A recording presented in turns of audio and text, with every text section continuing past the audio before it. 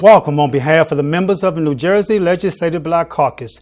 From Trenton to you, I'm your host, New Jersey State Senator Ronald Rice, and Chairman of the New Jersey Legislative Black Caucus. It's good to be back in your homes today. And today we're going to have a conversation about prison reentry, behavioral health, and the criminal justice systems in general, some of the things that's occurring and not occurring. You know, recently in Trenton, legislation came up in my committee, and there was this talk about increase in penalties because of certain drug situation. There was a lot of debate about increasing the penalty versus not increasing the penalty.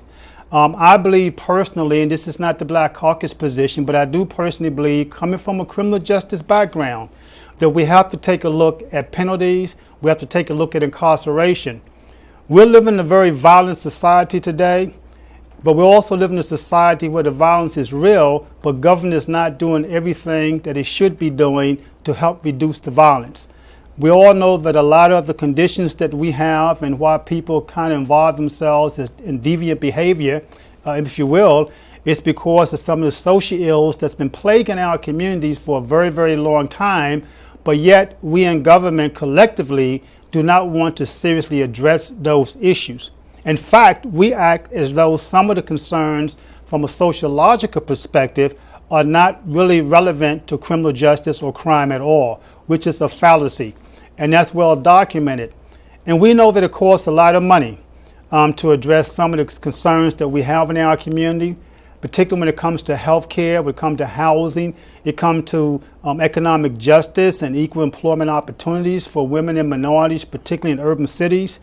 We look at our cities every day, and you could probably walk outside your house and you will see contractors working on various projects. They may be building houses, they may be building businesses, they may be building other kinds of institutions, but when you really look at the number of black folk and Latinos and women on those jobs, you're going to find that those numbers are very small. But when you look at the street corners in urban communities and you look at who's doing the gangbanging, you're going to find that there are blacks and Latinos and in the majority, and those numbers are very large. And so there's a clear need for us to come together and take an objective look at what is taking place. Most recently, the governor has been putting a lot of money into some programs run by the former governor, Governor McGreevey. And I think that's very, very wonderful. In fact, there was an announcement recently that they are doing some other things. But the question that we raise in the black community and the urban communities and Latino communities is prior to the McGreevey programs, when you had other service programs addressing reentry as it relates to inmates coming back into society, other programs that's been trying to address over the years prevention, keeping our young people and our adult population from entering the criminal justice system, entering the prisons, where were the dollars? Many of the programs, such as the International Youth Organization in the city of Newark, that's almost defunct, has been around for over 20 years, dealing with people coming out of institution and prevention programs prior to us even talking about reentry as we do today. But they have never received the services to help. In fact, today's dollars that we are putting into the criminal justice system, the dollars are not going to the IYOs. And we have a program person with us today who is doing a whole lot within the community, and I'm proud because he just got recognized to do some other things to help our young people as well as our adult population. But the question is, where were all these resources when this particular program really was in the genesis and coming together to try to do things? And we can go up and down the state into every district that the members of the Legislative Black Caucus represent: Bergen County, Camden County, Mercer County, Atlanta County, Passaic County, Union County. We can name them, and we can identify programs that should be running well because we know they can be productive, but instead they're going out of business because we have not provided the kind of financial and human resources and support system necessary. Now, with all that being said, let me say to you today that we have a guest, Mr. Dennis Febo, who's the CEO of Guazabara Guazabara, he gonna pronounce it correctly. It's Latin derivation, okay? Insights LLC, and he's a young man that I met when we set a panel together in Hudson County. It was a great panel with a lot of expertise as to how we should be involving ourselves in the criminal justice system and trying to prevent crime and redirect our young people. At the same time, what should we be doing inside the institutions to try to work with the inmates in the institution who are coming back into society? With that being said, let me turn now to Mr. Dennis Febo, and we're going to call him Dennis affectionately, and greet him and let him tell us about himself. And then we're going to have some questions and answers. And hopefully you will learn something today as well in this conversation. Dennis, it's good having you on our program. On behalf of the members of the New Jersey Legislative Bloc Caucus, from Trenton to you. And I just want to thank you for the work you're doing, particularly as a young man. You get it. And we need young people like yourself to connect to your generation and those come behind you, as well as connect to our generation and those who came before you. And it's a lot that we can learn too, particularly inmates and those who have been there before on the wrong side of the criminal justice system. But before we get into the questions and answers, why don't you tell us a little bit about Dennis Febo, the guy growing up, and then some of the things you like to do, things you used to like to do, things that you want to do but you can't do because you're so busy. Talk about yourself. All right. So my name is Dennis Febo. I'm the founder and CEO of Guazabara Insights, LLC. Guazabara means warrior in the Taino or Arawak languages of the Caribbean, or we say Native American language, which just means the warrior looking within. I'm 34 years old. I'm a father of 5 children. I'm originally from Brooklyn, New York, but my parents are from Puerto Rico. I had a bit of a rough upbringing. My father and my mother had me when they were teenagers. My mom was 16 years old. She kind of had to hold the fort down by herself because my father was a drug addict and he was dealing with a lot within himself. He kind of left the home. So I became the oldest of all. I was the oldest of all, taking care of all of my siblings. But my mom always instilled in me to do well in school. So regardless of all of the negative circumstances that I found myself in growing up as a young person, I was still able to overcome a lot of that through gaining my education. So I did well in high school and I got into the University of Buffalo. I graduated there with a degree in political science, concentration in Latin American politics. And I went as far as getting my master's degree in humanities interdisciplinary. I got to study in Cuba for a semester, in Havana. I got to study in Bahia, Brazil for a semester there as well. I got to learn Portuguese. But my drive, especially in regards to my studies, came from, first off, I don't know if you guys know, all Puerto Ricans are super proud of where we come from. And I was definitely one of those, always at the parade, always representing where I was from. But when I got to college and we started taking courses on Puerto Rican history and social statistics and stuff like that, I was very conflicted because, as for Puerto Ricans we're American citizens. We have been technically a colony of the United States for over 100 years. And that bothered me when I learned that. I was like, what do you mean I'm a colony? I thought I was a citizen. But when I looked at the circumstances that my family found themselves in as a young man, I was angry with my father. I was angry at a lot of different things, but I never could really pinpoint why he was doing the things he was doing. And when I saw the statistics, that for a Puerto Rican man his age, or baby boomers, something like 75% were either dead, locked up, or hooked on drugs. Mm-hmm. Then I realized that any other Puerto Rican male my age was suffering from the same exact things I was. I learned from that point that it wasn't necessarily an individual perspective, but a systemic one. That Puerto Ricans are now still are probably the poorest ethnicity in the United States, and there is a direct relationship between colonized peoples and their economic state in this union. We're talking Mexicans, African Americans, Native Americans, and Puerto Ricans.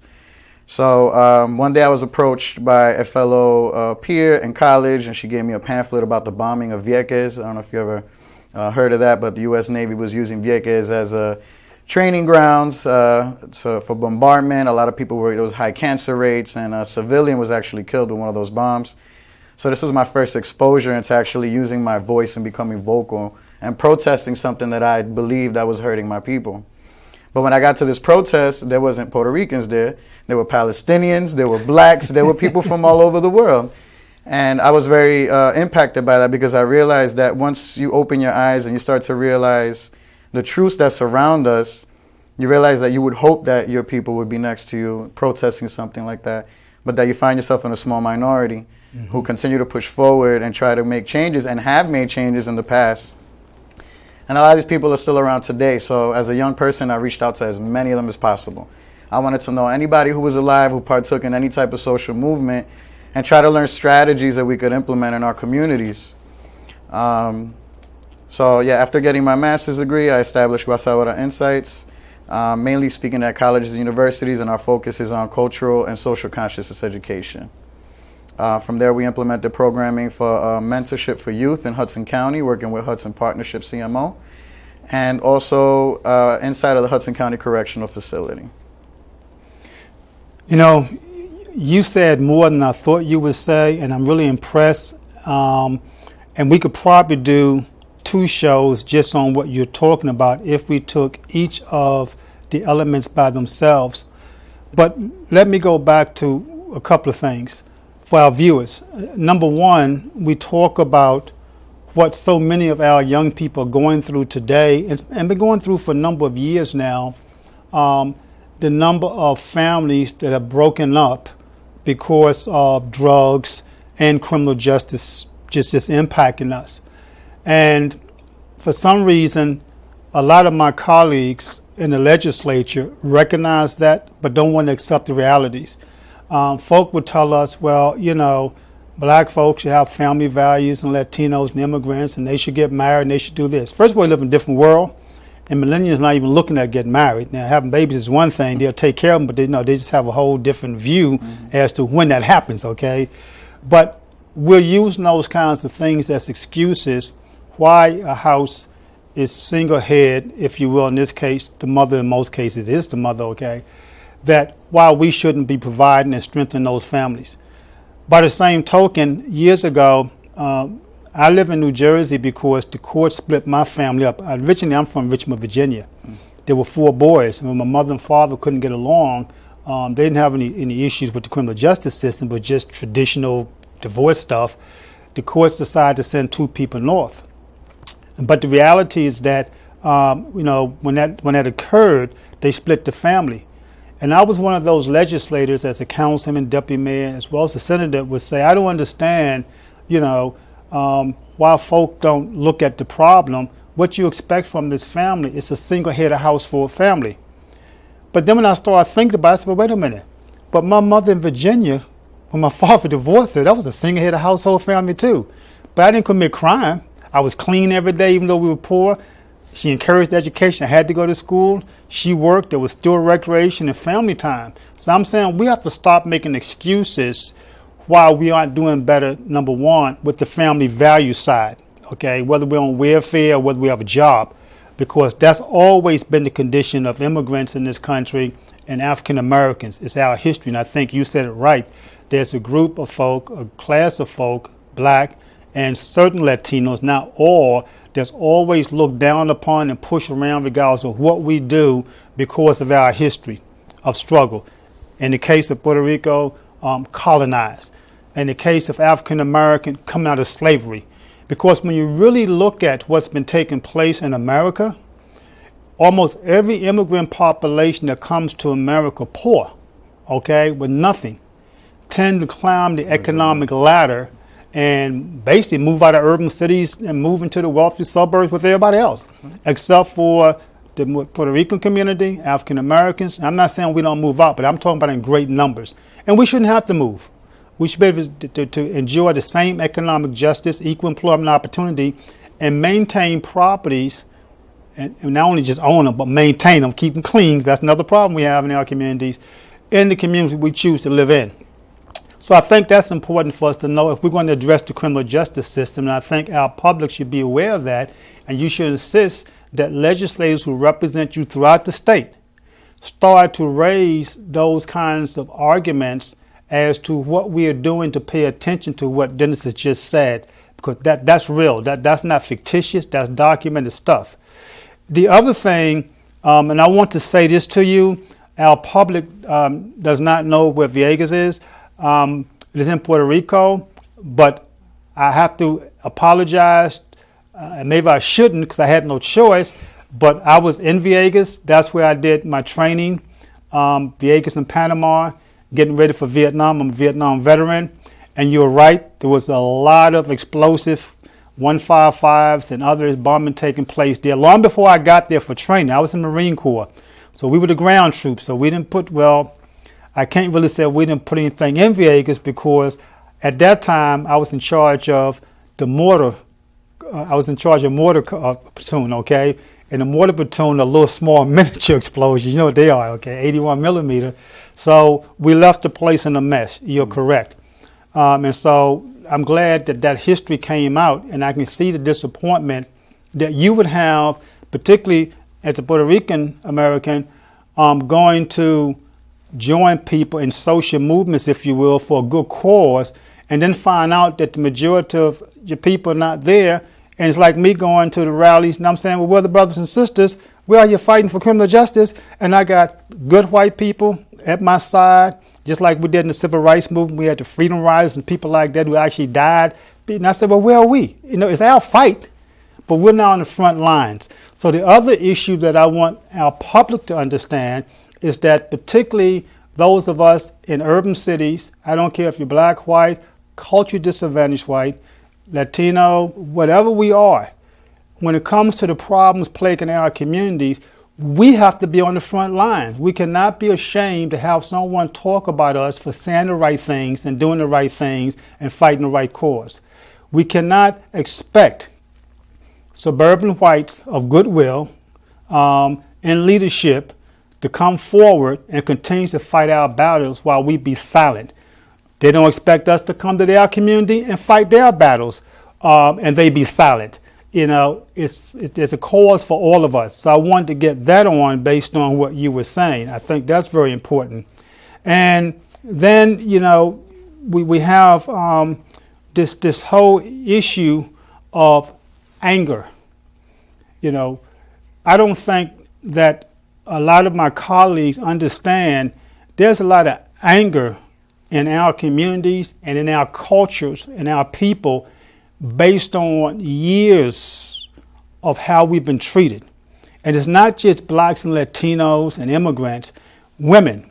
I mean, when you talk today about women not having equal pay to men, we go to the same universities, we do all these same kinds of things together, but yet there's still a large disparity, if you will, in incomes. That doesn't make any sense. And then folk wonder why we have anger in us. And so because of the anger, we're constantly talking about putting more money into mental health because we have mental health problems. And I want those of you at home to understand that mental health is not someone who has just lost their mind or going whoop, whoop, whoop all the time, okay? It's folk who have stress. They act normal, they do normal things, but they are stressed out. That is a part of mental health as well. And I'm glad, Dennis, you're involved with behavioral services now, particularly for folk, and we're going to talk about that. So I wanted to kind of put this all in some type of perspective for our viewers so that as we move into the governor's election next year, that you pay attention and regardless of who you support or what you support, that you raise these kinds of issues with the candidates, including those of us in the legislature who are up for re-election and those who may be challenging us. If we don't get involved with the political process, and Dennis said he went to school, and what really caught his attention, he got involved with political science, which took him to different countries. And that's when he had an eye-opening as to the analysis, the comparisons of what takes place in those countries, how people are being treated, compared to what takes place in this country, how people are being treated. And I can assure you, he's seen a lot of similarities on the negative side that we criticize in other countries that's taking place in this country. I can guarantee that's what he's seen because I've traveled as well to other countries and I've lived in other countries. I know I've said a lot. I want to get back to our guests and get this on focus now that I've kind of laid some degree of groundwork and foundation for us to have this discussion. Dennis, why don't you tell us a little bit more about Guazabara as an entity, and we know you're originally from Puerto Rico, or where you originally from? I'm born in Brooklyn. Okay, originally from Brooklyn. Okay, so tell us a little bit more about the organization, and see where we go from there with this conversation. Okay. Okay. So Guazabara Insights is an educational services provider focusing on cultural and social conscious education. Through my personal experiences, I realized that a lot of us get stuck on the political, racial, national element of things. Statistically, when you confront people of color, and this is one of the most important questions in life, when you say, "What are you?" most people respond with the color of their skin or their nationality. And when you confront white people with this question, they'll usually answer with an adjective. So when I learned that, it kind of struck me, because that's basically saying that we have a fixation on the concept of our race and our nationality. But when you confront people even further, if I were to ask people, what is an American, if you consider yourself to be an American, where does that word come from? Most people can't answer. And I've been in Ivy League institutions speaking in front of a whole audience, and I'll tell them, as proud as you can, raise your hand if you're an American. Who here knows where that word comes from? Nobody answers the question.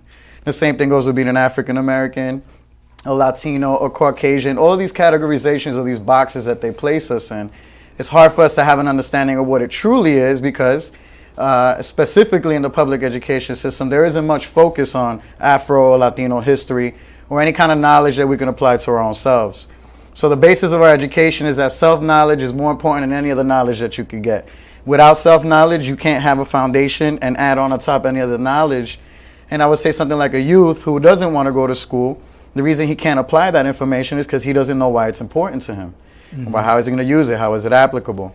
Once we confront these issues and we target and trying to get people to gain an understanding of what they truly are, which at the end of the day is an infinite possibility. I am, and you fill in that blank with whatever you want. Right. Once you know you have that power, you're not limited into just believing that this is who I am in this one little box. And I'll give you an example. Malcolm Gladwell, they write about a study where they took 50 equally academically qualified African Americans, and they gave them an exam, and they got a certain average score.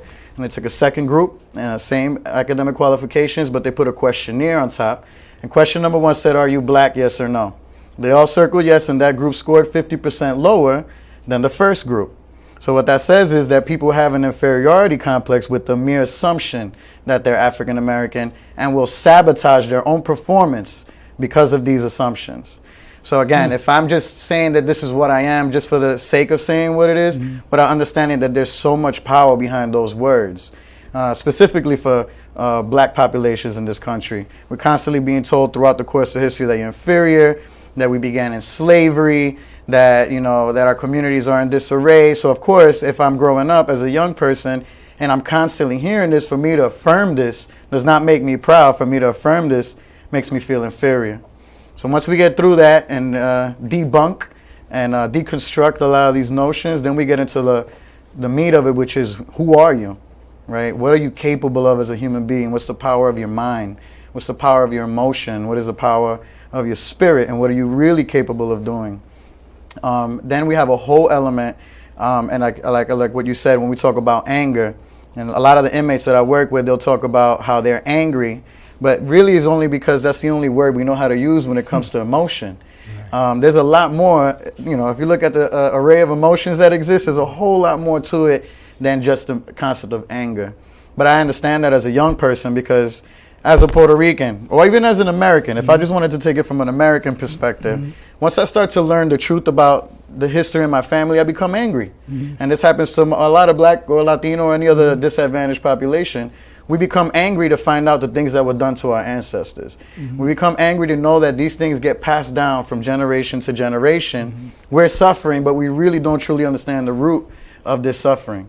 So we need to understand that it goes beyond that, especially specifically for men, understanding our own emotional processes, is that you can't experience peace, happiness, joy, success, wealth, or any of the things that are positive in our lives unless you can acknowledge your own emotional process, right? And then we move into the concept of self-sustainability. education tracks, professional, how to start your own business, anything that you can use to make yourself move forward. A lot of us are dependent on a lot of things in order to allow us to move forward, and then when we get to where we want to go, it doesn't really fulfill us in that way. Versus if you know what your passions are and you know how to apply it without fear. Because I tell you, I started my own business, and that's a scary thing to know that you're not going to get a paycheck every other week, you know, that you have to fight for yours in order to make it happen. So with this educational curriculum, we pushed it into the Hudson County Correctional Facility. We've been running there for almost 3 years. We just got renewed in our contract, so we will be getting our own tier. So now I have our own section of inmates, and I could work by myself with them to establish a culture in the tier and start to get that energy going so that they feel that they're progressing and that they're learning. So that when they come out, we also have what's called an individualized community reintegration plan, where I go through the Maslow's hierarchy of needs, meaning do you have somewhere to eat, somewhere to sleep, you have a roof over your head, is your family okay? You know, any of the needs that we need to fulfill in order to self-actualize. So once I have this plan ready for them and they're ready to go out that door, I always, you got it. You know, there's no need for you to not know what's going on. You know exactly what you want to do. So administration has been super supportive. The inmates really love the program. And then maybe about 2 years ago, we started something called street education. Mm-hmm. The premise of this is that whenever we want to educate people on something, we invite them into a building or into a space. And a lot of people don't show up to get these kinds of education. So what we figured is, what if we took the education out to the street and the community? So 2 years ago, we targeted Jersey City, all 6 wards. We organized volunteers, teachers, community activists, students, and we came together and we hit all 6 wards every weekend for 6 weeks, going out to the streets and educating people on something simple like the topic of health. From there, we caught the attention of Behavioral Health Services System, or the Children's System of Care, with Hudson Partnership CMO, and they contracted us to begin mentoring services with the youth. And that ran astonishingly well. I personally didn't really want to deal with that population, because who wants to deal with bad kids? Yeah. But I got to go into the juvenile facilities, which to me are horrible, not in the sense where like people are making it horrible for them, but I just feel like kids don't belong in those settings. Mm-hmm. To our experience, when they go in and come back out, they come out worse than they did when they come in. And it's kind of hard to deal with that population in that setting because they're angry and rebellious. But our education was able to get across to them. And the beauty of it is that when they came out, they asked for us by name. So they wanted to keep learning more. So this grew even further.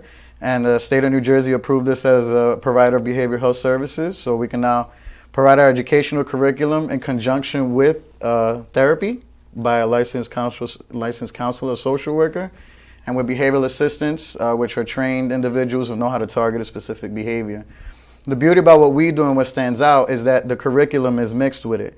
And the purpose of that is to try to address, not just address the underlying issues, because I could say, oh, this kid is oppositional defiant. Mm-hmm. That's a term, mm-hmm. right? The oppositional defiant. Right. I was like, that's every teenager. But, you know, if I want to target that teenager's ability to respect authority, I understand why he doesn't respect authority, because mm-hmm. I was in that position too. I didn't respect authority either. Right. And why should you if you're coming from that position and that point in the community? But as you start to develop and grow, started to realize that we needed to give them this background knowledge of self. Who are you? Where does your family come from? What does it mean to be an African American? And I'll give you an example. I spoke at a Dr. Lena Edwards Charter School in Jersey City, mm-hmm. and it was a Black History Month celebration. I was trying to get them to reaffirm the beauty behind being Black, mm-hmm. the beauty of our skin, of our hair, and who we are as a people. And then I asked the audience, which was K through 8, what do you guys think of when you hear the words African American? This little 5-year-old kindergarten girl mm-hmm. in the front goes, slavery? That broke my heart, because what does a 5-year-old know about slavery? You heard that from somewhere. That's what somebody told you. Right. At the end of the day, that little girl is going to end up growing, and her background knowledge mm-hmm. and who she affirms to be mm-hmm. is that of a slave. Mm-hmm. And of course, we're going to continue to exhibit the behavior of what a slave is supposed to act like. You know, we're not going to participate in any type of politics. You're not going to see us turning out to vote. You're not going to see us wanting to communicate with law enforcement in regards to crime that's going on in the community. You're not going to see us participate in parent-teacher association meetings. There's so many levels to this lack of inclusion at the end of the day that it's affecting us in every way, shape, and form. So my goal is to get us to recognize excuse me, that I could say something like a Mexican American. The fact that that identity is hyphenated to begin with, when Mexico was the United States of America. Right? So how could you tell a Mexican to go back to Mexico that this is America when Mexico was America before the United States was America? Right? And the same thing, African American. So we have these like split hyphenated identities, and it's almost like an internal battle, because at the end of the day, it's even worse that we don't even know what these labels or categorizations come from. And we keep affirming them and perpetuating them. And I think that's how racism continues, because we keep affirming it. At the end of the day, we need to know what we are, where we come from. And when you gain that sense of pride, so that when you say I am, whatever follows that word, it has to be a positive, constructive, uplifting, and empowering word that allows you to move forward when you identify yourself in front of a group of people. Well, you said a lot, and I can listen to you all day, because I certainly concur with everything you've said. That's not one thing I disagree with, because I recognize that we're products of our environment. And I've always believed that our history of struggle has been one where every time we make progress, whether it's the voting rights progress of women coming out of 1800 and women's suffrage, whether it's the progress for economic justice, equal employment opportunity, just the progress for freedom, that when the progress comes, there's still, quote unquote, those voices that are heard, usually in leadership role, that does not look like us, that either says something direct that kind of push us back and give us that anger again when we start to recognize who we are and where we've come from, or there's a lot of subliminal things taking place or being said that to continue to perpetuate the racisms and keep us in a position of battling against the negative while folks are taking advantage of the positive. So it's interesting, because in Trenton, you know, I make it very clear all the time, and when I speak, I make it very clear, particularly to black folks and Latinos, stop being ashamed of who you are, okay? God did that. You may not like that reality, but if you believe in God or a higher power, that's what happened. You had no control over that. And the Irish and the Italian, the Jewish community, they're not ashamed of who they are. They're not ashamed of talking about their history and what it means to them, and why they are not going back that way again when it comes to the progress they have made. For some reason, those of us, and many who are immigrants, particularly in the black community, but many who are immigrants, we seem to have this shamefulness about the fact that we're black folk. And that's why folk used to get angry with us back in the 60s, before your time, when we used to say we're black and we're proud. All of a sudden, that was a negative thing. If we said Black Lives Matter, that's a negative thing. That's like, well, y'all are saying our lives don't matter. That's not what we're saying. You know, that's your interpretation. So even black folk, you know, get offended when I say, for example, that, look, if we're going to talk about Black Lives Matter, we need to mean that. Well, what do you mean we need to mean it? We do mean it. No, we don't mean it. If you mean it, when a white officer or black officer shoot someone out there, black or white, but in our case, it's been mostly blacks that's been taking place over the last few instances that's become publicized, okay? Yes, we should go out there and pay attention, and we should ask for an objective, independent investigation of all the facts, just for what they may. That's wonderful. Black Lives Matter. White Lives Matter too. But when you go to Newark, or Jersey City, or Camden, or Passaic, or Atlantic City, Asbury Park, you know, Plainfield, you name them, those urban cities, and a black goes to the street corner, or Latino, and shoot another black or Latino, no cops involved there. If Black Lives Matter, we should be going to that corner too. And reminding the brothers and sisters, we're not tolerating that. We're going to try to work with you. We'll get Dennis Febo over here and his organization to try to do some things. We'll go to Trenton. We'll fight like hell to get you those after-school programs that the government and everybody shut down. We'll do all we can to make sure you get a quality education. We ain't going to be bickering over that stuff. Okay, we're going to try to get some vocational training out here because everybody's not going to college. But we're telling you right now, until that happens, you're still not doing this. Whereas black leaders and leaders of the immigrant community, we're not doing that. And that's why we're being targeted with criticism when we said Black Lives Matter. And that's why folk are privatizing institutions. And I'm glad the federal government said they won't be privatized at the federal level. And I'm hoping at the state level we can do the same thing. So we're not going to privatize those institutions where they become a business, okay, for political people friends. Give us some community-based programs and let's put people in prison who need to be there. Now, the conversation we had a few days ago was about increasing the penalty, and I really got fired up and said, I think we should increase the penalty for that. But they read off a list of organizations, NAACP and all kinds of nonprofit groups and churches, etc. I said, well, they are wrong. Because there are some people who need to be institutionalized so that we can get their attention and redirect them and get people like you to work with them, which you're doing inside the institution now. There are others who in the institution that need to be out. So don't tell me, we don't need to build new prisons. We need to reduce the penalties on certain type of crimes and help people who are violators in the community and use the space that they're in for those who need to be in there. But don't tell me we're not going to increase some penalties on some things, because I'm tired of reading the paper, and even where my office is, you know, every time I turn around, somebody's getting shot and killed a block from my office. And I'm almost the last block in the city of Newark hitting the suburban line. That bothers me, okay? I get angry when brothers and sisters and others out there gangbanging hit some innocent baby going across the street. And I know you shot that baby. And you tell me I'm not going to be hard on you? No. So we're going to have to look at criminal justice differently. You mentioned a couple of things. As I said, we're a product of our environment, but you talk about debunking and actually reconstructing, and that's what you do. But how do we do that? Can you tell me from your perspective, what should those of us in the legislature, in particular those of us in the Legislative Black Caucus who have probably more responsibility to our communities than anyone else to be in the forefront, what can we do to start this debunking and reconstruction? Is it something we have to do academically in our colleges and our grade system? Is it something we have to be in the community? Is it something we have to do in the workplace? Or is it a combination of everything? Can you kind of elaborate on that a little bit? Right. So there's many levels to it. I mean, even from the perspective of a child, and if you know anything about child development, that it isn't up until they hit puberty that they can start taking these ideas. And when I say it, nationalism, religion, any of these constructs that are basically abstract, they don't really have the cognitive ability to process this fully. Now, there are some definitely very talented and gifted kids out there that can, but for the most part, we kind of push and indoctrinate our youth as we're growing up to assimilating to certain labels and structures. But once you start to understand that these things don't function on their own, that these are things that you must affirm for yourself, then, and we also understand that there's an infinite array of affirmation, then which ones are the ones that matter?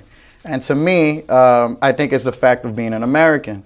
And that's something that I keep trying to push out, because even though most people right now understand the reason why they call themselves that, besides the fact that they were born in the United States, America is all the way from Greenland, all the way down to Tierra del Fuego in Argentina as an American. And the more you start to educate people on this, there's a little bit more of inclusion. I think it is a responsibility of any white person to know African American, Latino, Native American, Asian history in the Americas. Because then we start to learn and accept the roles and the responsibilities that we've taken as a people in this country, and therefore increased amount of inclusion when it comes to saying I'm an American. Right now, American to a lot of people just means a certain look and a certain way of being, apple pie, whatever course may be. But to me, an American means a pastelillo and empanada, right? Okay. Here in the United States of America. Okay. That concept is so big, abstract, and widespread that I think that if we start to embellish a little bit more on the history of it, and it could start all the way from the lower levels. It could start from little kids all the way up to the college level, because through the educational component, can we do that? And I'll give you, as we talked about traveling, comparison to when I went to Cuba. I went over there on the premise of studying the link between African and Latino, And when I got over there, I realized that I didn't even have to study it. I was just there. Like, this was Africa in Cuba. You know, everybody was black. They speak in Yoruba, or the religion, everything, the culture is about it. But I also realized, which to my disappointment, that there was racism over there as well. And it's funny because some top government officials came to interview us as the American students, and they asked, you know, what do you see that should be different? And I spoke up. I said, you guys are racist, right? And they were like, no, but, you know, racism is hard to get rid of. Fidel's been trying to work on it since he's been in power. And I'm like, but you guys don't provide African-American studies in the school level. You have a mass, millions of African descent students in school and don't learn anything about Africa and why they came from over there. Of course there's going to be racism in the country. Same thing over here in the United States. We don't learn about the struggle. We hear slavery. We hear Harriet Tubman, Frederick Douglass. We have the shortest month of the year in order to try to squeeze in as many of the leaders as possible into learning these things. But at the end of the day, this should be all the time. We should know and understand the contributions of, especially coming from a perspective of struggle. Like, you were a slave and you invented that? Like, how mind-blowing is that? And for a kid to understand that, see that people that look like them, that walk like them, that talk like them, achieve great things in this country, and that this country wouldn't be where it's at if it wasn't for that. Of course, now I'm going to feel included, and anybody who's not part of my group is going to look at me and maybe, hopefully, consider me more and including in what they believe to be the concept of our nation. But if we keep living in this divide, it's just getting uglier. And I feel like racism is uglier, just as ugly as it was in the 50s and 60s today. Exactly. And again, it has to do with us constantly perpetuating it. Well, you know, it's interesting you would say that because I'm constantly criticizing my colleagues in Trenton because I'm outspoken. Anyone know me know that. And I don't hide it behind closed doors. I think the place to say it is where we can make a difference. And traditionally, we can make a difference legislatively is in the State House. And I always tell black leaders to understand this. We're in a great position. The only people that can make public policy in this country are legislators. And we're fortunate there are only 18 of us at the State House, only 2 in Congress, and 1 senator. But we're decision makers. We make policy. What we do impacts people's lives. No one else can do that, okay? And so we need to take advantage of it and not be ashamed because it's only 18 of us. We don't need a title as the majority leader or the whip or the speaker pro temp and all that kind of stuff. We deserve those titles. But if you're going to take them away because we disagree with you or we're speaking out on something we think that we should be speaking on that's impacting people's lives or people, but particularly those in depressed communities, etc. And so, you know, it's interesting because we pass Armstead legislation, which means that every school should be teaching black history, and then and we're supposed to be supporting it with funding, but we won't fund it. And I tell my colleagues, I say, you know, the problem in Trenton is that, from my personal opinion, this is not the Black Caucus opinion, some of them lack integrity. You know, I think some of them may even be thin line corrupt. I don't know if it's true or not, but that's the impression they give me sometimes, the way we talk about money and the relationships they have. But I tell some of them that some of you are prejudiced. You know, you're racist. We're not racist. I said, you may not intend to be a racist, but your actions and your deeds are racist, okay? So there's no malice to it intended, but it's harmful and it's destructive. And so you're right. Some kind of way we're going to have these real conversations among ourselves as adult leaders, including our civil rights leaders and our clergy members, because our clergy members get confused too. You know, they get contributions made to them to carry the word the other way, and we've seen that happen. We're not putting them down. And so there's black elected officials. We have to stop taking for our personal selves because we've given up or we're so frustrated or that's our mindset, and start saying we're going to make some real sacrifices. But I always feel if we all come together with these kinds of conversations and insist that others have these conversations, that we don't get harmed in the first place. It's when you put one person out there, Febo, you go and carry the message. That's when you get gunned down. Nobody come behind you. Okay. Now, with that being said, I know we don't have a lot of time, but all of this is relevant. What does your social conscious and cultural education curriculum look like? Since we're talking about how to connect this academically, how to connect this with curriculum as well as community. So the social conscious cultural education, social conscious education curriculum takes what's called an inwards to outwards approach. which means that I have to first answer those basic questions. What am I? Who am I? Where am I? Why am I here? Right? And if I can't answer these questions, again, no other knowledge will be able to be built on top of that foundation. So what we do is take that approach. Again, let's explore. If I were to have a room full of kids and they told me, I'll say, what are you? And they start focusing on ethnicity or nationality, then we'll explore what these things mean. And I can say as an example, something like African American, right? If I ask most people, what does that mean? And most people can't answer. Right, but if I were to tell you that American comes from Amerigo Vespucci, who is an Italian man who discovered that Christopher Columbus did not discover a new world, right, which I'm confused about, which means that if we give credit to discoverers, we're really Colombian, which we were, which is why it's called Washington District of Columbia. Well, that's another story. To say that I'm an American, saying I'm calling myself by the name of an Italian white man, right? And then if I say I'm African, then I'm saying that Scipio Africanus, who won the Battle of Carthage in North Africa, who was given credit for that winning that battle, named the rest of that land Africa. So an African American calls himself by the name of two white Italian men, right? Which has nothing to do with who we are as a people.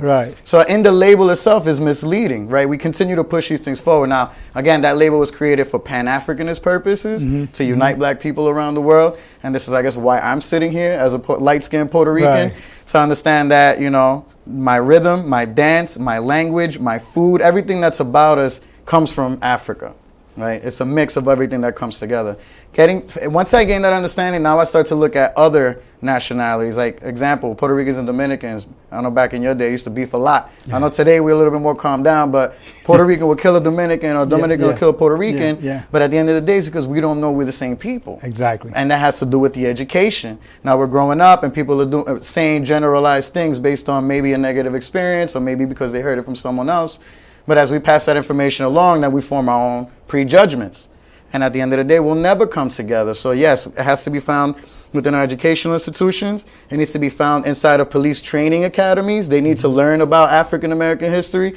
If I'm a white police officer going into Jersey City or into Newark, I must understand the socioeconomic conditions of that city. I can't just go in there with my prejudices and the things and the lack of knowledge and assume that I'm going to be able to bridge anything to the community. And vice versa. If you're a black officer going into Roseland or Cherry Hill or someplace, then you need to understand the culture of that community and the diverse population. If you go to South Orange, you have a whole different diversity. It's just as diverse as other cities, but you have a lot of diversity there. You know, with that being said, 'cause I know our time is really running. I have to get you back on the program, man. You know, what is it like, you know, working in an adult correction facility settings, you know, trying to do all of this? And while you're on that, you may also want to talk about, you know, how do we deal with the disadvantaged youth? Because we're dealing with youth, we're dealing with adults. So just kind of speak on that in general. So I've mostly been working with the drug-addicted population, which is a beautiful thing because the more I'm ingrained in the community, so when I'm out on the street, I always run into somebody that I saw on the inside and that I got to build with. But a couple of things that I've noticed. One is that our people are beautiful people. You know, and even if I'm inside of a jail tier and I'm looking at them, I just see beauty in them. I see the positive. I see the good in them. And I know that a lot of them are disadvantaged, lack of education, lack of knowledge. So, of course, they're going to be in the circumstances that they find themselves in. But the more we keep going through the curriculum, I see them grow. You know, I see them make these, like, aha moments. Like, oh, wow, I didn't really recognize that I had that power. Another thing that drug addiction speaks to is the whole emotional intelligence component. We are so dumbed down, and I always compare it to the Native American being stoic and Bugs Bunny. You know, all he would say is howl, never show emotion. That all had to do with oppressive circumstances. Somebody's teasing you, you win if you don't show emotion. So that's how we grow up, and we've been all the way to the point where we just don't know how to show emotion anymore. So if I want to feel sad, I use heroin. If I want to feel energized, I use cocaine. If I want to use, in however I want to feel, you're going to find a drug out there that's going to help you feel that way. But we don't recognize and we don't understand and we don't have the knowledge to know that these things already come from within us. How do we access it is another story. So working with them, to me, you know, most people think I'm crazy going in there, and I definitely struggled my whole life to stay out of prison. But I could say something like, you know, I think it's a very rewarding experience. It's something that I really love doing. So the difference between the youth population, is there different? How do you differ the two? I would say it's different because a lot of the adults I would say about half of them are ready to change. Okay. Right? They've already been through, Gotcha. I'm tired of this. Like, I need help. Gotcha. I need to get out of this. The youth are on just, self-destruct mode. Like, and the problem with it is, and I just recently went to Africa. I was in Nigeria. Mm-hmm. Something that I saw and that I loved was the hierarchy that exists amongst elders and youth. Mm-hmm. When an elder speaks, everyone shuts up and listens. The amount of respect that there is towards an elder, that doesn't exist in our community. That's kind of been gone. The fact that when you're a young man and a young boy, to become a young man, you have to go through a rites of passage so that the community accepts you as a man and you're held accountable for your actions as a man. Today, our rite of passage for a young person is to go to jail. And they brag about going to jail, that they did a bit and they came out. So this is what makes them feel more manly and have more street credibility. And those are the things that we're fighting against. Well, it's interesting because I can say this to you coming from the South. The North wasn't much different when I first came here. It was more diverse because I came from the segregated South. But I can say this to you, in the South, you did not speak until you were spoken to. There was a hierarchy, particularly in the black family. Kids were put in their place. You don't interject. You say, excuse me. We don't get that today. The other thing you said, you're right. What we hear from people in the neighborhoods, when I talk to the young people and I'm trying to redirect them, they say, Mr. Rice, we love you, brother, because you care about us, but we don't expect to live to get to 21. I said, where do you get that from? Okay, from the streets. They said, look, Joe got shot the other day. We long this. So we know it's just a matter of time. So if you don't expect to live beyond 21, then you also expect to go to jail because you're defending your turf. So going to jail, no big deal because we go on one day. It reminded me of the draft. Like when they had the draft, everybody knew they're going to get drafted, okay? You're going to service. They're going to draft you, okay? And that's sad because I don't know how to come to grip with that thinking, except for the fact that young adults, to me, and young people, we have to try to change them. We have to corral them and accept the reality that some just aren't going to make it. Some going to grow out of it. But I really believe that we really have to start with the babies, preschool, okay? Really because we can mold those young people into whatever we want to mold them into because they're like clay. But I also believe that government is going to have to start putting the resources in place. Now I'm talking about the tangible things too, the technical programs, the after school recreational things where kids can expand the energies and expanding stuff like that. So as we mold them down here, they're growing into expectations.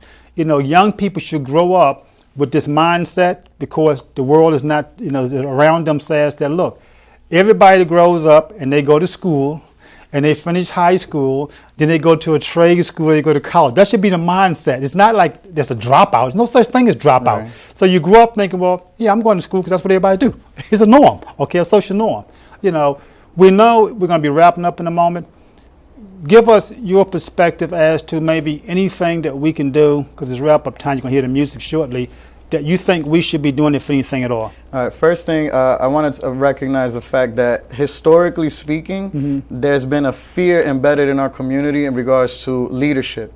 And a lot of our people are scared to stand up as a leader, which is something that the youth always tell me. I said, well, one thing that you want? I want leadership, a role model. That's not present because a lot of our adults don't dare stand up to be a role model because look what ends up happening to them. Another is our warrior class, as I like to say. If you look at any human civilization, there's always going to be those individuals who stand up to be the guardians and protectors of the rest of the group. Today, you might find them in the military, you might find them in police departments, but our youth that are warriors, they don't have any way of expressing that leadership. So they find the nearest mean of organization, which is a street gang. But what I like to say is we don't say gang prevention, we say gang intervention.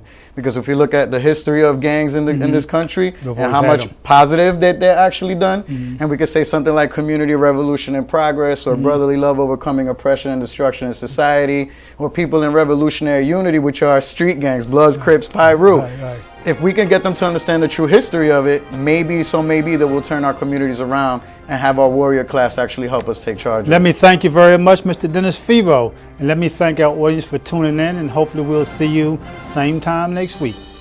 Have a good day.